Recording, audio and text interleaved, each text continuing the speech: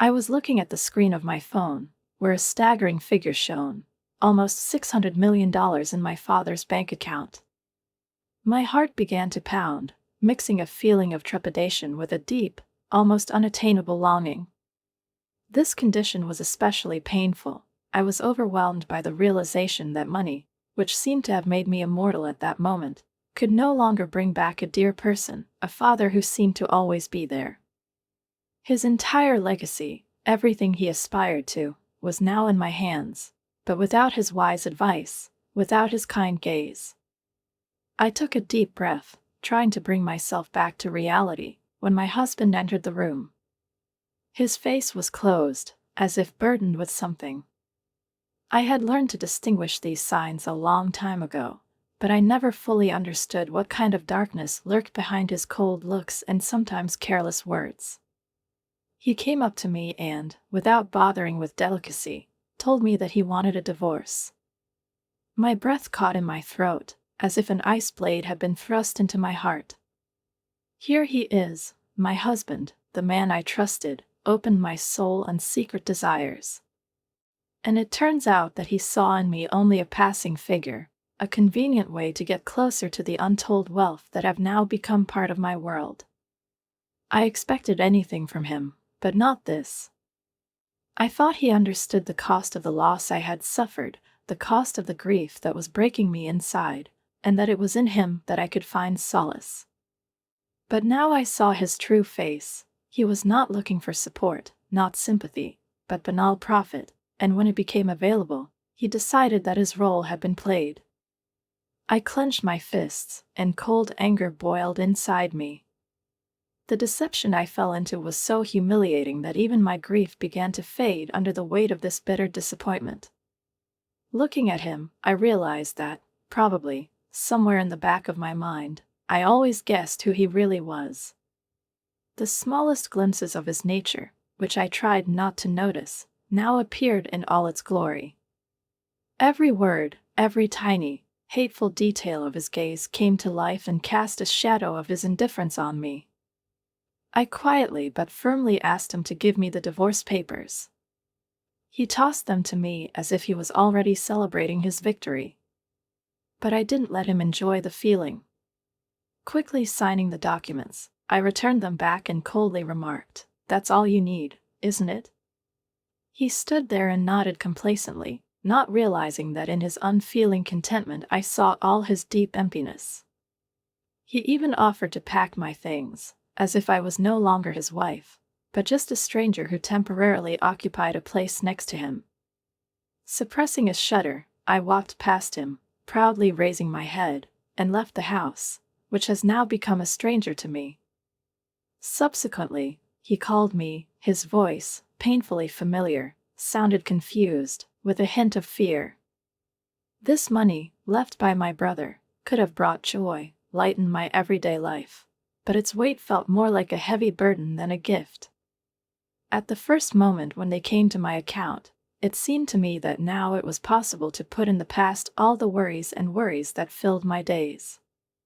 However, with them came a strange emptiness, a vague sense of loss, which, instead of dissipating, seemed to only grow stronger every day.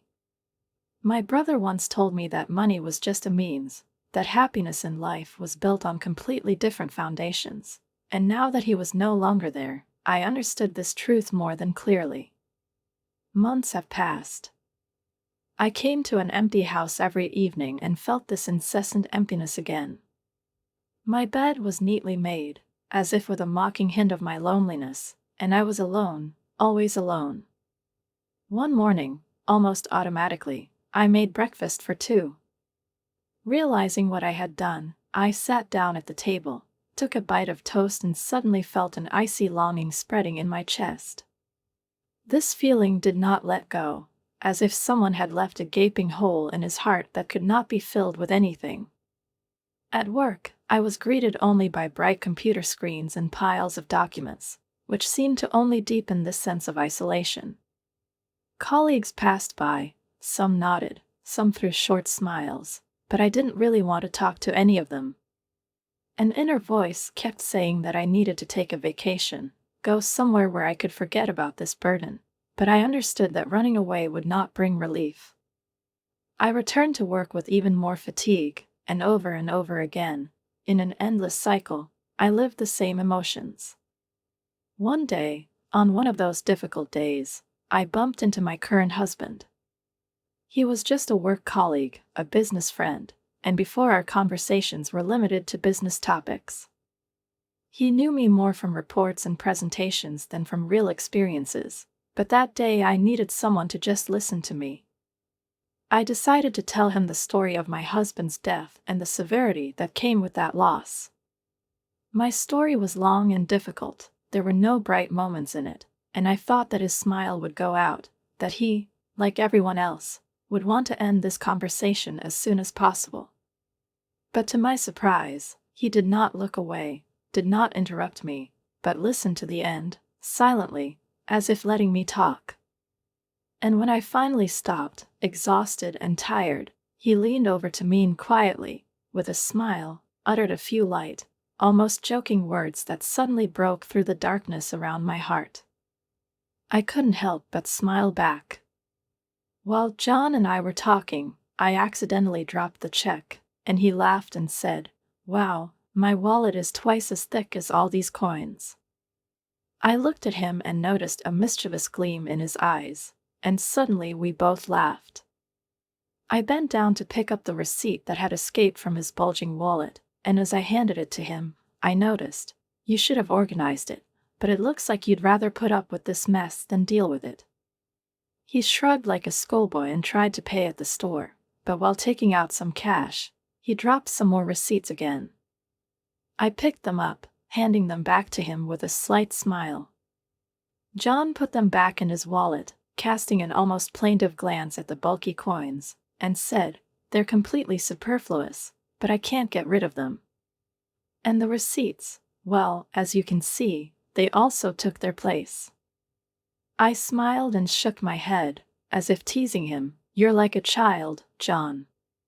You're 45, remember?" He just shrugged, noting with a half-smile that perhaps his easy nonchalance was part of his nature. But as I watched him, his habits, I felt a subtle warmth filling that gaping hole that once so painfully reminded me of myself. I felt comfortable next to him, and this feeling of lightness and warmth seemed like a real miracle after all the storms and lost hopes. We continued to date, and a year later, one day, a little confused and embarrassed, he confessed his feelings to me.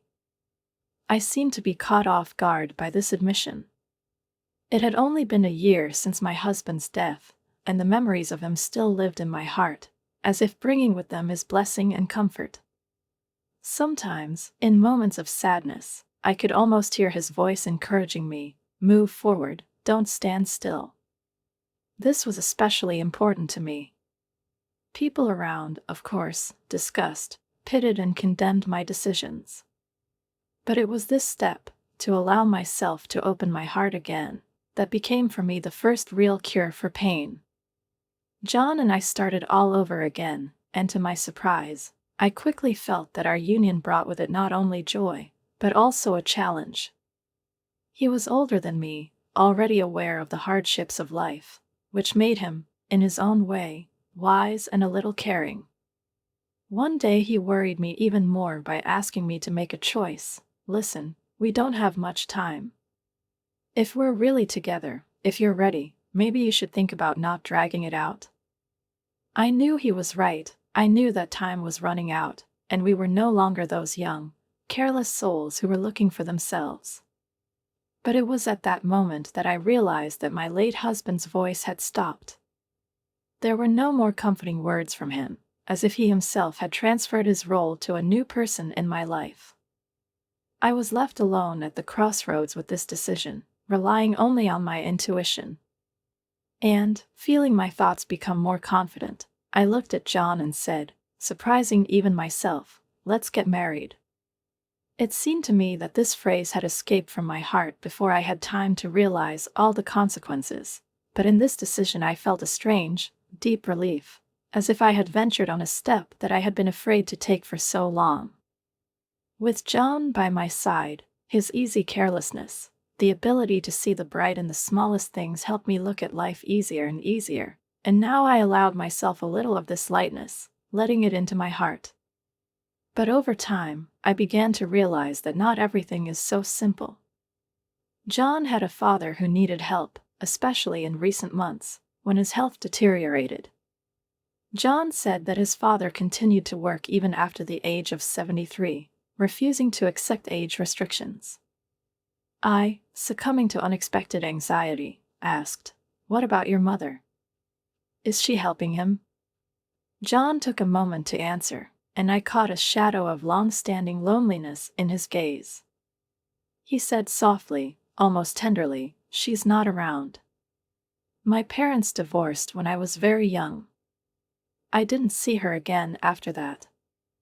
I tried to stay calm, even though this meeting with John's father made me nervous. We slowly climbed the steps of his large house, 3 stories high, with a magnificent facade that towered over the neighboring houses. I looked around, amazed at the scale, but John seemed displeased with something, muttered something about how the house could have been bigger if his father hadn't been so economical.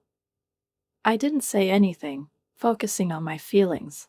After all, this was an important moment in our relationship, and I wanted to make a good impression. We went to the door, and John carefully opened it, looking inside and calling his father. Soon, his faint but confident voice came from the back of the house, and I noticed John tense up. As his father slowly got to his feet with John's support, I saw that despite the physical difficulties, his face retained a lively and penetrating look. He greeted me from his room, apologizing for not being able to get up faster, and then smiled after examining me carefully.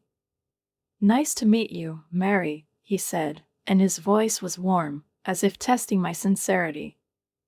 I felt his attention easily penetrate into the very essence of my personality.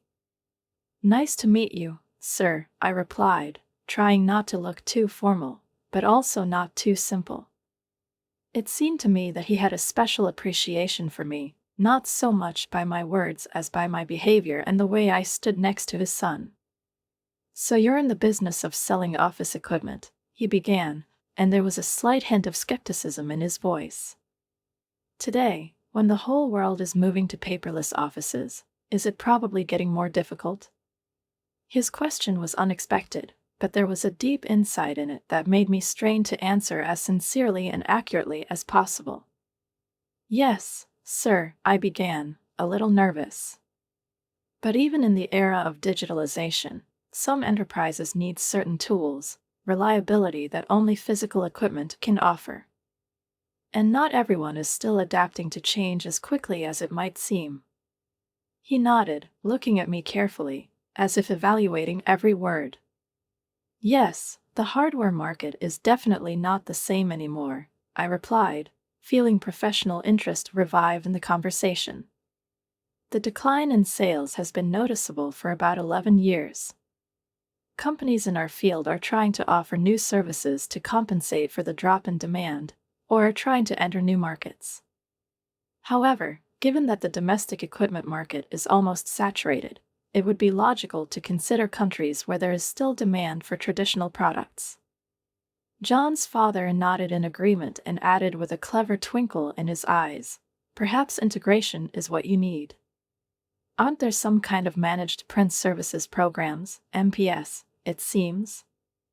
I smiled, surprised at how easily we moved on to business discussions, forgetting that this was our first acquaintance.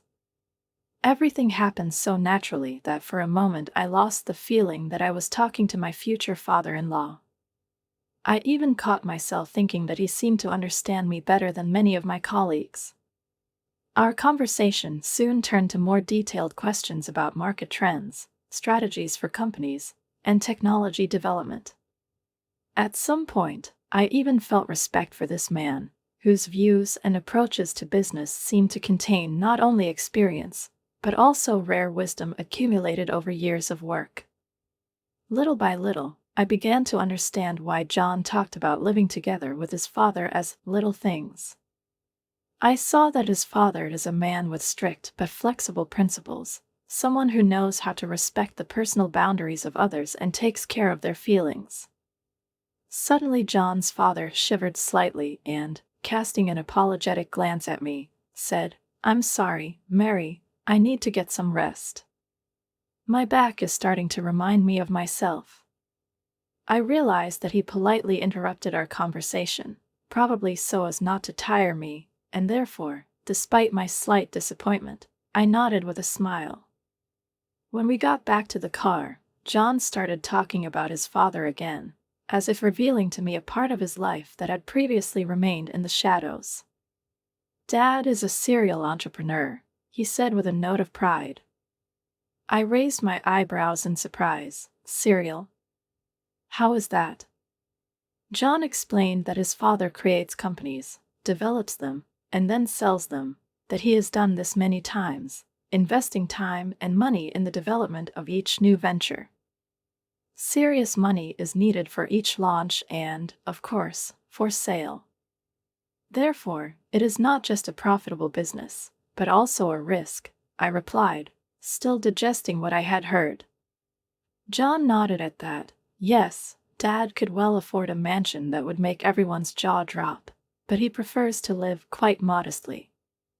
Despite his earning abilities, he does not like to spend at all, and his luxury is not an external show off, but rather his projects in which he puts his soul. "Does he rarely talk to you about work?" I asked, feeling that John was clearly not telling me. John shrugged, adding with a slight smile, "He doesn't think it's necessary. Everything about work and money is his world. The only way he spoils me is by letting me live with him." John's words sounded unexpected at first. He spoke with a determination that had not been characteristic of him before. His attitude towards his father seemed to combine both respect and some kind of inner tension, caused not so much by resentment as by the realization of the huge shadow that his father cast on his life. John's father was a truly impressive man, and it was clear to me that John sometimes felt overshadowed by his achievements. It seemed that, once faced with this, John decided that he would live differently, without constantly striving to meet someone's expectations. When I asked John about his mother and their relationship, he replied without a trace of regret, "She always wanted an easy life. Dad worked a lot, but she wasn't interested." After the divorce, Dad decided that he no longer wanted to take on such responsibility. For him, work became something like protection or something. Money for him is not a reason to spend, but the result of long efforts, which he is not ready to exchange for superficial pleasures. It became clear to me that John grew up with this mindset: don't spend just because you can.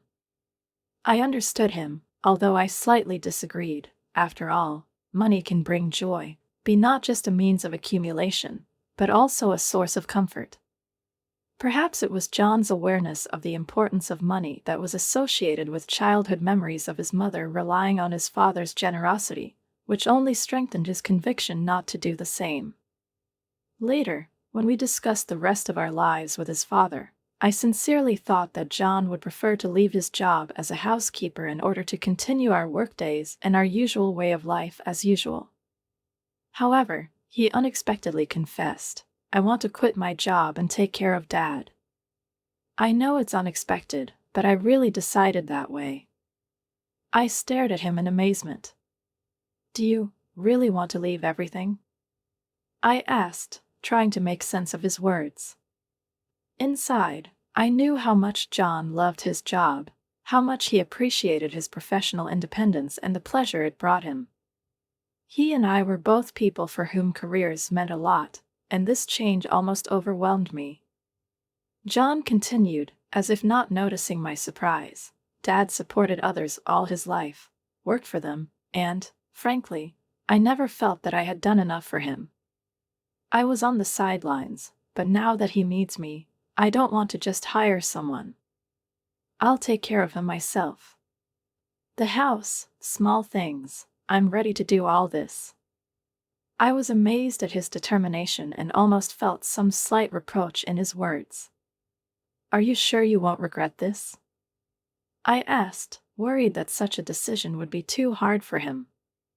John replied with a slight smile that was full of bitterness and determination. "If I don't do this, I'll regret it for the rest of my life. The job can wait. And if anything, I can come back to her later." But his gaze, despite his words, remained serious, and I felt worried whether the rejection of the usual rhythm of life would be too much of a burden for him.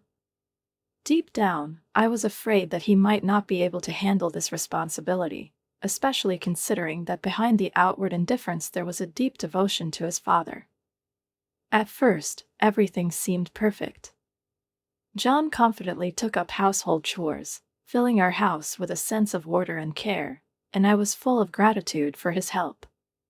In his new role, he was economical, persistent, a little arrogant, puffing out his chest every time he reminded me that he would handle all the responsibilities himself. I focused on my work, confident that the house, finances, and support for his father were all in safe hands. John handled the housework, and I tried not to interfere, although sometimes I offered to help, to which he invariably replied, "You're already tired at work, let me take care of everything myself." 3 weeks have passed. I noticed that his father was not always pleased to see John doing household chores. I couldn't understand the reason, but there was a mixture of concern and hidden doubt in those fleeting glances. One day, when I returned from work, I found John on the couch, as if he had disappeared into his own house all day. Surrounded by pillows and empty containers left on the table, he greeted me with a light tone, as if nothing had happened, when I asked him about dinner and whether he had gone grocery shopping. "Don't worry, dinner is ready," he replied with a smug smile, confident that everything was under control. But when I looked into the kitchen, there were no pots, no aroma of cooking food, but only a single empty container on the table. At the same moment, the intercom rang, and John jumped up, grabbed his wallet, and hurried to the door. I stood there, stunned, realizing that his idea of a "ready dinner" turned out to be another delivery order. Another month has passed. John gradually weakened his zeal and moved away from his original duties. Shirts left on the floor, half-washed plates, towels scattered in the kitchen. The house was beginning to lose the cozy order that I used to feel. He no longer helped me with the cleaning, did not try to organize dinner, and many of his promises disappeared unnoticed, as if they had never existed. And so I was forced to go back to my household chores again. Day after day, I started cooking, cleaning, and washing, taking on all the things that had previously been promised as part of our joint efforts. John, by his careless nature, got carried away with business at first, quickly relaxed and seemed to get used to the role of a carefree observer. It seems that his father, unlike me, was clear that all this energy would not last long, and that's why he looked at us with a slight squint. Now, when I was fussing in the kitchen or laying out the laundry, his father would sometimes say with an apologetic smile, "I'm sorry, Mary." The boy is careless, although he tries, but he does not have enough patience. I'm afraid that's not going to change. I listened carefully to my father-in-law, feeling deeply grateful for his kindness and insight. It was clear that he did not want to escalate the situation and smoothed out the tension between John and me, even if it meant that he would have to keep quiet about some things. When he apologetically said that John did not always fulfill his duties, I realized that he was trying to keep the peace in the house, not wanting petty quarrels to ruin our lives. His gaze was really soft, and in that warmth I felt that he sincerely wanted to support us, no matter how restless his son was. To distract me from my thoughts and defuse the awkwardness, he decided to change the subject to a lighter one. "Oh, Mary, by the way, I need your help with planning the end of my life." Of course, I understand that this sounds gloomy, but, believe me, I just want all important issues to be resolved in advance, without haste. John. Well, I'm not sure if he's going to handle it the way he needs to, and to be honest, I feel safer if you were around. I nodded, trying to hide my surprise, and assured him that I would do everything in my power to help with this important issue. From such a request, an even warmer bond was established between us, in which I felt special care and trust, which his son, it seems, could not always justify. We began to avoid talking about John and his uneven attitude to household duties, as if by mutual tacit agreement, which, however uncomfortable, carried peace. In those days, my father-in-law constantly found small but valuable gestures of support for me. Once, when I mentioned in passing that the water heater was not working properly, he seemed to take it more seriously than I might have thought. A week later, he called me into the bathroom, and I was surprised to freeze on the threshold, seeing the dramatic changes. The father-in-law, with his usual kindness and foresight, invited his friend the contractor and arranged a complete renovation of the bathroom. The new bathtub shone with a fresh white color, solid walls with a dirt-resistant coating around it, and the floors were replaced with easier-to-care and moisture-resistant ones. In addition, he took care of installing a special bathtub lift that would help him get in and out easily. I stood there, stunned by the attention to every detail, and didn't know how to express my gratitude. His father-in-law, David, looked around his renovated bathroom with a satisfied smile, seeing in it not only convenience, but also the joy that now every visit did not require effort, which used to be difficult. Now I can enjoy a nice, clean bathroom, and it's much easier for me to get in and out, he said with quiet pride. There was a sense of satisfaction in his words from a man accustomed to practicality and who knows a lot about reliable, durable things. Over time, I began to notice that when I made a request to him, he not only fulfilled it, but exaggerated its importance, as if creating a whole small universe of comfort around something ordinary. A simple water heater could turn into a new heating system, and a small request for help with windows could turn into the installation of stained glass windows, as if David wanted to put his soul into every detail. I learned to be more careful in my requests, so as not to give him an unnecessary reason for such broad gestures. Nevertheless, John, my husband, somehow continued to consider his father stingy, and every time I heard such words, I couldn't help but wonder, how could he not see the generosity that his father put into every gesture? Out of pure curiosity, I once asked David what the most extravagant act was he has ever committed. He thought for a moment and then, with a slight smile, replied, "I founded a seafood company in Germany, built both an office and a factory from scratch. It took a fortune. You know, it wasn't a business for profit, but rather for pleasure." "A company in Germany?" "It's impressive," I replied, surprised by his response. "But why seafood?" David shook his head, grinning. "No, I didn't have any knowledge or connections back then, and profit wasn't the main goal. It's just that Germany exports a lot of seafood, and I thought I could eat as much of it as I wanted and at the same time build something that would be fun. It was more like a hobby." I looked at him, amazed at how his face lit up when he talked about this time. He looked happy, as if this project reminded him of carefree days filled with adventure and excitement. This conversation opened my eyes. David was not stingy at all. On the contrary, he was generous, but only when he found the true meaning in his spending. Careful in his daily life, he was willing to spend only on things that brought genuine joy and satisfaction. However, John didn't seem to understand this. One day, bursting into the room, he rebuked both of us, like a moody child who was not heard. "You always listen to Mary's requests, but not to mine," he blurted out irritably. At first glance, it was clear that he was offended by the recent remodeling of the bathroom, which he also often used. David looked at him calmly and replied, "You use this bathroom too, right? It is made for convenience and beauty, and, of course, cleaning has become easier for you, because it is only to help you. Mary appreciates it too, and you can enjoy the comfort yourself. No one loses here." But John wouldn't listen. Clicking his tongue in displeasure, he abruptly turned around and left, slamming the door loudly. Every day John became more careless and arrogant, and now, instead of the previous image of a caring husband, I saw a man immersed in his whims and desires. I tried to explain to my father-in-law why it was so hard for me to cope with his son, hoping that he would understand and perhaps be able to influence John.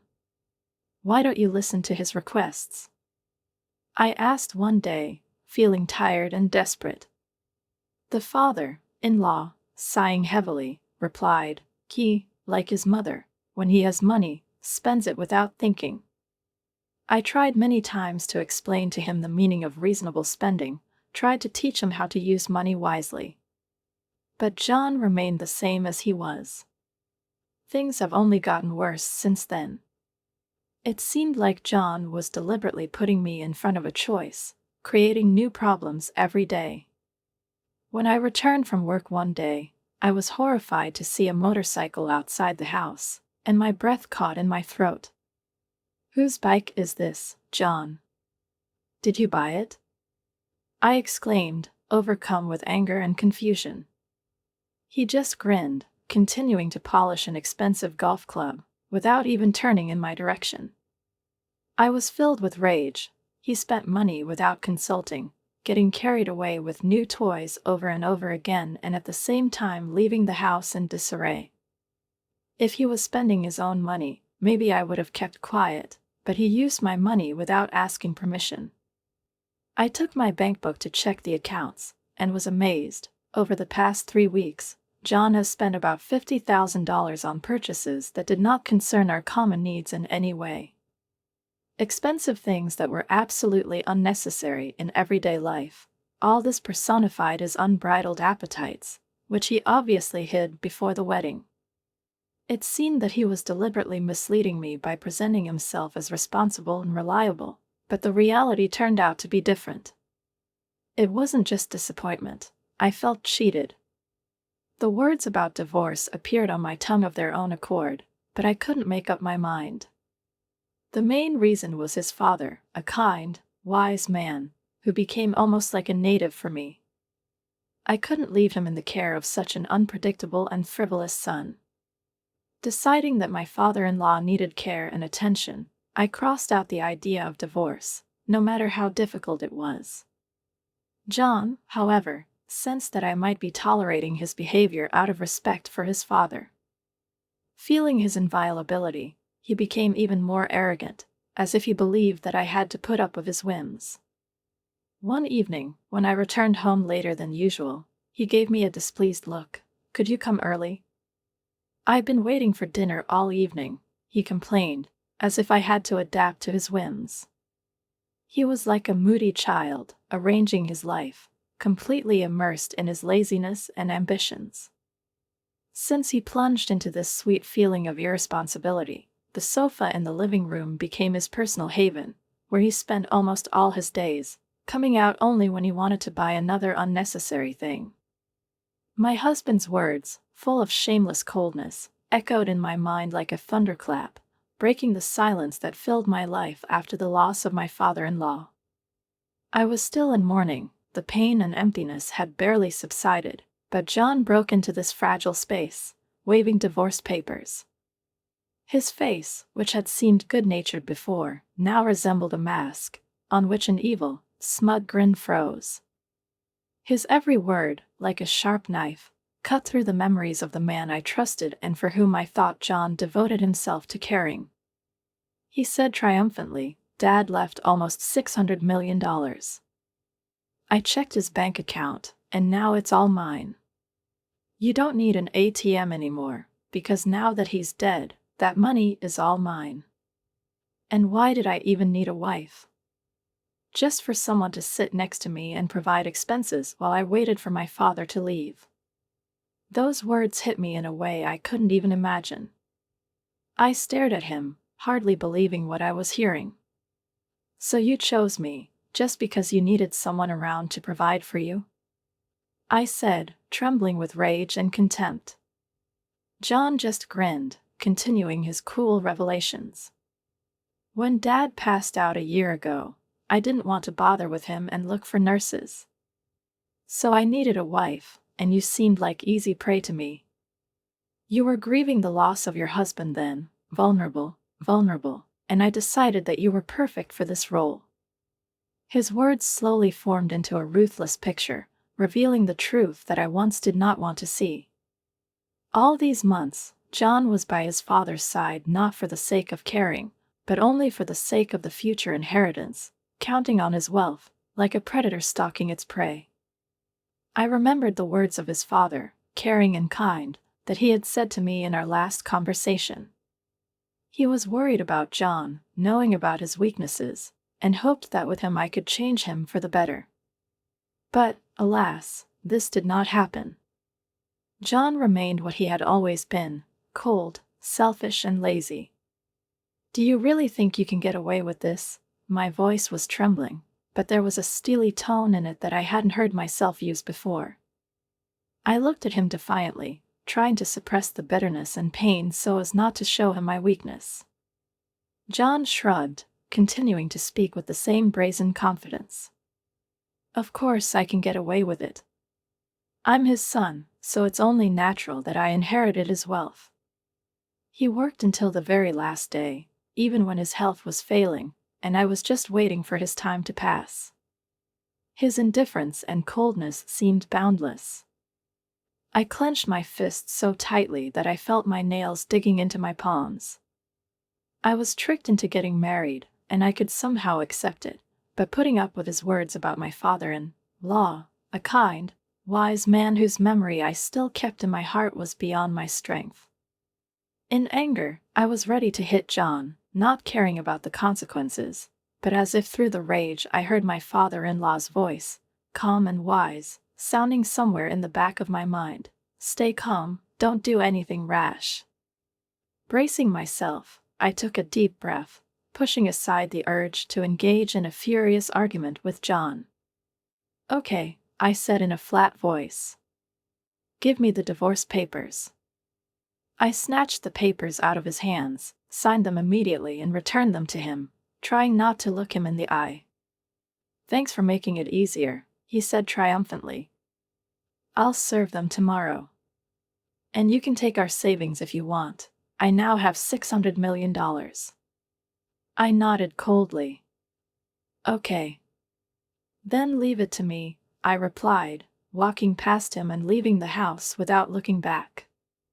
When I stepped over the threshold, I felt a wave of relief wash over me, mixed with involuntary laughter.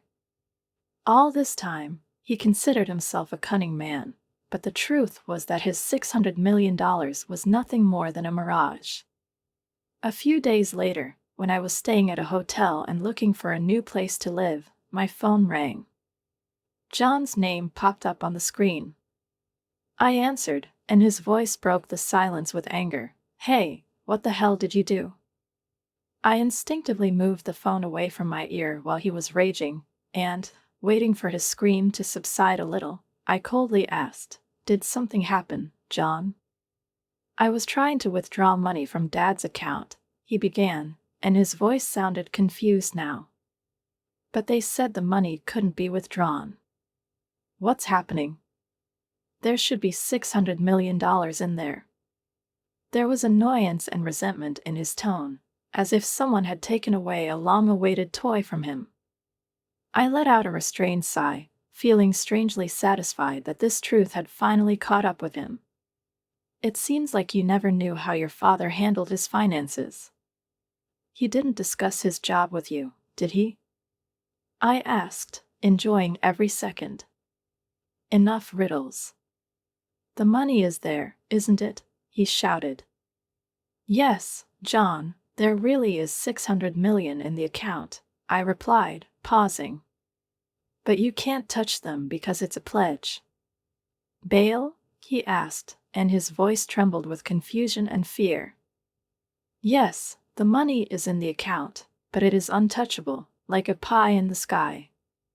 Moreover, a significant part of these funds will soon be used to pay off debts." The silence in response seemed ominous. I heard John's voice begin to tremble noticeably as he realized that his luxurious dreams were crumbling right in front of him. He said almost in a whisper, "Are you kidding? There's $600 million in there and I can't use a dime?" I nodded coldly, feeling strangely satisfied with how my ex's delusions were turning into ruin. "No, John. 600 million is a pledge. I knew this because I helped your father with the planning of his latest cases. He trusted me to arrange everything so that his duty would not come as a surprise to you if something happened after his death. This money was intended to pay off debts, and when you demanded a divorce, I decided that I would leave all the documents to you so that you could face reality yourself." John froze, and then, stunned, muttered, "Are you saying that Dad really spent that money on something? For what?" I looked at him, not hiding a slight smile, in which, perhaps, there was a hint of irony. "Yes, he spent it on a project he had always dreamed of. He founded a seafood processing and distribution company in Germany. Do you remember how he used to talk about it?" John, confused, shook his head as if he didn't believe what he had heard. "Even when he turned 72, he decided that this would be his last major work," I continued, feeling like I was telling him about a man he never really got to know. "He invested his savings in a business that he liked, almost like a hobby. He never regretted the money he spent on this project, even when the company failed. He once told me that it was his attempt to test himself and create something unique, even if he did not have sufficient knowledge in this field." John seemed to be gradually coming to his senses, his eyes narrowed, and he asked sullenly, "So he left the debt and spent all his savings on a failed project?" I nodded, feeling not only respect for his father, but also admiration. "Yes, but that didn't stop him. Even after the project failed, he arranged with the bank to cover the debt on his own. He took out the 600 million in a loan, mortgaging his assets, and planned to pay off through other work. He was given a grace period of 2 years, and if he could not repay the debt, the bank would take the collateral, paying off the debt with the rest of the funds." The words hung in the air, and John was still trying to process what he had heard. John's words echoed in my head. He, a man who had expected luxury and wealth, was now standing in front of me, devastated and stunned by how his dreams were crumbling one after another. "So this year has expired, and now the debt has to be repaid, right? So these 600 million will disappear, and soon there will be zero left in the account." His voice trembled, as if he still hoped that this was some kind of ridiculous prank. "Yes, John," I replied calmly. "This money is intended to pay off the debt, and soon there will be nothing left of it but an empty account. The only available funds you have left are $80,000 in another account. This is the money your father left you to live on." John froze, shocked. $80,000? That's it? He could have prepared better for retirement. Why didn't he leave more? I looked at him carefully, feeling not only a slight satisfaction, but also a strange sympathy. My ex knew so little about who his father really was. You know how confident he was. Perhaps he was going to add more if life demanded it. But you didn't even look at the will, John, did you? He left you about 20% of the entire fortune. I respect his choice and intend to honor his will, even despite our divorce, I said, noticing how hard he was breathing as his world crumbled around him. In response, his voice, full of despair, sounded sharper. But why did he spend so much? He could have bought anything for 600 million. He shouted, but I remained calm, realizing that these words only contained the pain of his own disappointments. Yelling at me won't change anything, John. He was happy investing money in his projects. Yes, he was wrong, but he did it with joy. And he planned to pay off the debt himself so that no one would have a reason to complain. And you, not knowing the whole truth, rush to make a deal with illusions that you never had. Why are you so calm? His question sounded almost pleading, as if he was looking for some kind of support. I looked at him and couldn't figure out how he thought he could get away with anything. You spent everything you had, didn't you, relying on money that never belonged to you? John looked humiliated. He replied in a barely audible voice, "Yes, I thought I would get this 600 million, and therefore I spent my savings. Now I have nothing left, my account is empty." I was shocked. He spent his money counting on wealth that he could not control. After the divorce, he no longer had access to my savings, and now he was unemployed, without savings and without any plan for the future. Realizing this, I understood why he was panicking so much. You still have a house and a roof over your head. This is your chance to start over, I offered, hoping that he would see it as salvation. But his face was twisted with bitterness. I am almost 54 years old. I am without a job, without means of livelihood. Please help me, he finally begged, looking at me with a look full of despair. Do you seriously think that I should help my ex-husband, who used me as an ATM and betrayed all my hopes and trust? My ex-husband, overcome with despair, naively tried to turn back time, asking me to forget about the divorce and return everything as it was. But for me, this stage has been passed. With icy determination, I replied, "You are suffering from the consequences of your own actions," and, ignoring his plaintive pleas, ended the conversation. Having freed myself from his shadow, I turned back to the search for new housing, plunging into real estate catalogs and anticipating a new life. Soon I was informed that my ex had fulfilled his father's will and transferred $40,000 to me. Perhaps he reasoned that fussing over such little things was too tiring after the collapse of his grandiose plans. This amount compensated for what he had stolen from me before, and I saw it as a kind of symbolic completion of our common finances. As I soon found out, John returned to his old job in sales, but his frazzled nerves and disappointment in unfulfilled dreams turned him into a shadow of himself. His mistakes at work became more and more frequent, especially when he began to think about the millions that he did not get. He couldn't stand the young boss, who repeatedly put him in his place for these mistakes, and, losing all interest, John quit just a month later. Now he gets by on odd jobs, barely making ends meet. His once decent savings were melting away like snow in spring, and he could only shrug off the prospect of a decent pension. Meanwhile, I rented a small but cozy apartment, where every corner was equipped to my liking, and began to live independently. I put the $40,000 transferred to me from my father-in-law into a separate account, deciding that I would not spend it on anything ordinary. I considered this money a kind of talisman, a legacy that reminded me of a man whose wisdom and strength remained with me forever. Looking at this amount in my bank, I felt as if, to some extent, he was still there, supporting me and encouraging me in difficult moments. Every morning, when I went to work, I drew strength from thinking about him, about his perseverance, about the lessons he had passed on to me.